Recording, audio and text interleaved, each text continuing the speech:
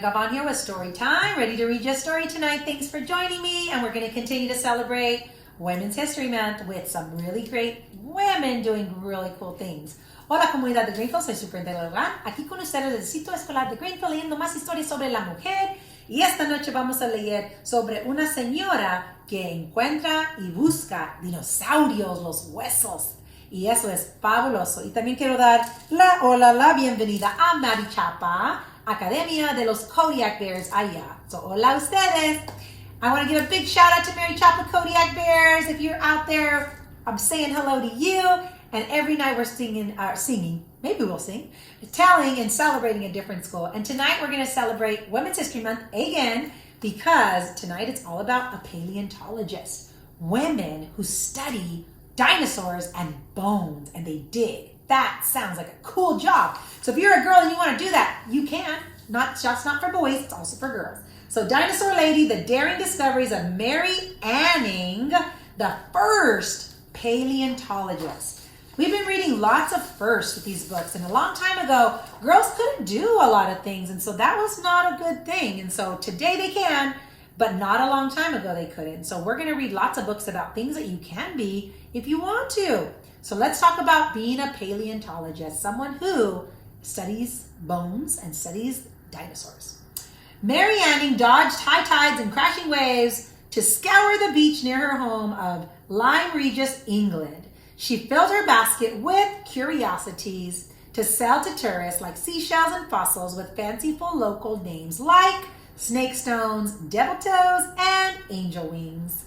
She scrambled over crumbling cliffs and rocky peaks while avoiding life-threatening landslides.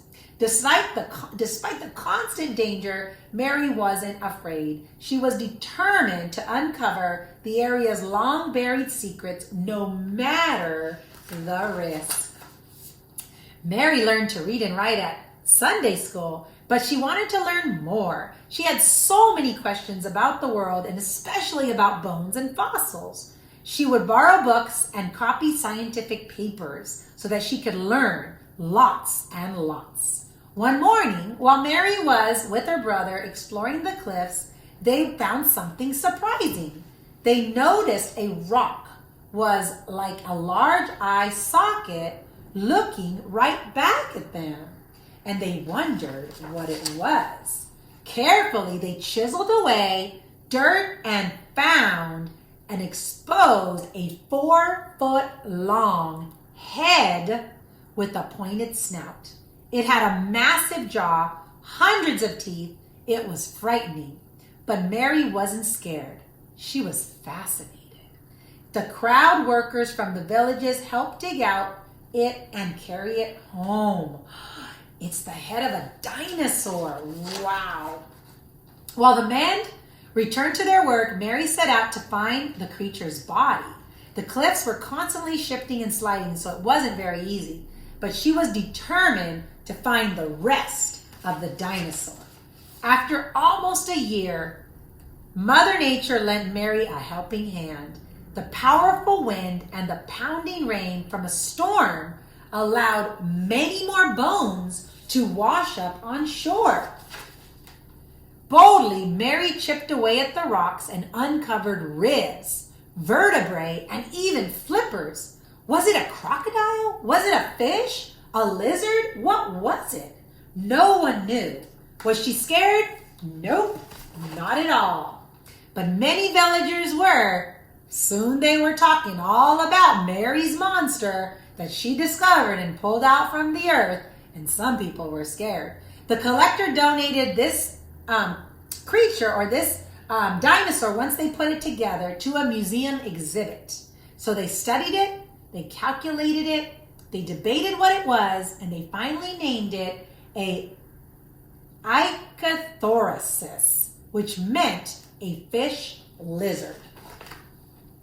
They made an announcement that shocked the world. Mary found what she found was 1,000,000 years old. Their declaration shattered the commonly held belief that the earth was only 1,000 years old. While others discussed her discovery, Mary didn't stop. She kept exploring and wanted to learn more. Over the years, Mary also found many odd, dark, lumpy pebbles inside skeletons. She examined them, read all about them, made notes, and figured out what they were. Except it was something a lady shouldn't be talking about, according to the public. But Mary was more of a scientist than a proper lady. She proclaimed these stones, known as bezoars, were fossilized poop. Ooh, poop. Geologists sneered. Scientists scoffed. Then they took a closer look and realized she was right. It was. Mary also found many long, thin, fossil-shaped cones. Ordinary? No. Extraordinary. She tucked them inside was each of those pockets some of the things she would have to find out what they were. She added a few drops of water that then turned the instant fuel liquid into ink so that she could discover what she was looking at. Mary had unearthed a prehistoric flying reptile called a pterosaurus.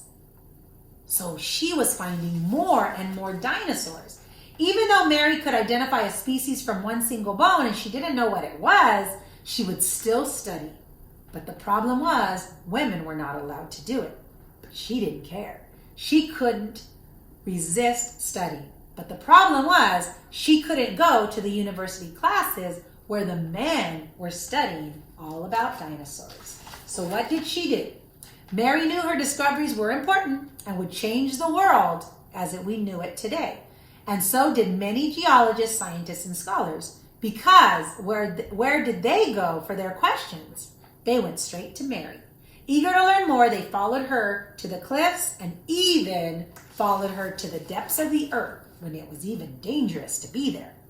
Just like the long-buried fossils, Mary's achievements have now turned into discoveries in museums all across the world. And she studied them and did all of that because she was fearless, loved exploring, and loved learning. So if you are like Mary, don't stop. Keep studying whatever makes your heart happy. So if you want to be a paleontologist as a girl, go for it. Because now girls and boys can do that.